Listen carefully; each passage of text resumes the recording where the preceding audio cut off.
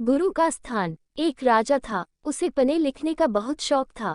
एक बार उसने मंत्री परिषद के माध्यम से अपने लिए एक शिक्षक की व्यवस्था की।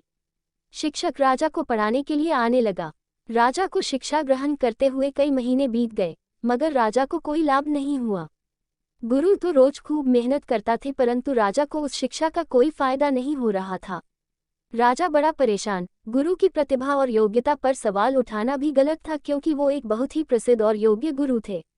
आखिर में एक दिन रानी ने राजा को सलाह दी कि राजन, आप इस सवाल का जवाब गुरु जी से ही पूछ कर देखिए।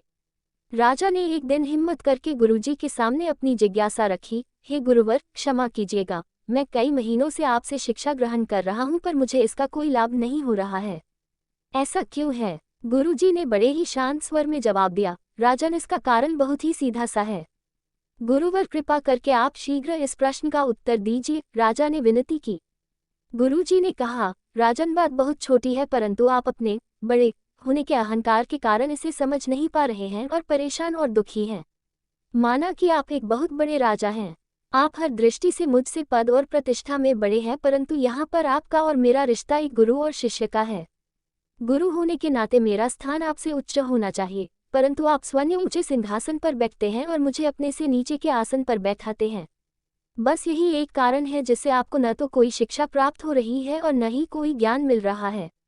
आपके राजा होने के कारण मैं आपसे यह बात नहीं कह पा रहा था। कल से अगर आप मुझे ऊंचे आसन पर बैठाएं और स्वयं नीचे बैठे तो कोई कारण नहीं कि आप शिक्षा प्राप्त न कर पाएं। राजा की समझ में सारी बात आ गई और उसने तुरंत अपनी गलती को स्वीकारा और गुरुवर से उच्च शिक्षा प्राप्त की। मित्रों, इस छोटी सी कहानी का सार यह है कि हम रिश्ते नाते, पद या धन वैभव किसी में भी कितने ही बड़े क्यों न हो, हम अगर अपने गुरु को उसका उचित स्थान नहीं देते तो हमारा भला होना मुश्किल है। और यहाँ स्थान का अर्थ सिर्फ ऊंचा या नीचे बैठने से नहीं है। इसका सही अर्थ है कि हम अपने मन में गुरु को क्या स्थान दे रहे हैं। क्या हम सही मायने में उनको सम्मान दे रहे हैं या स्वयं के ही श्रेष्ठ होने का घमंड कर रहे हैं? अगर हम अपने गुरु या शिक्षक के प्रति हेय भावना रखेंगे तो हमें उनकी योग्यताओं एवं अच्छाइयों का कोई लाभ नहीं मिलने वाला, और अगर हम उनका आदर करेंगे, उन्हें महत्व देंगे, तो उनका आशीर्वाद हमें सहज ही प्राप्त होगा।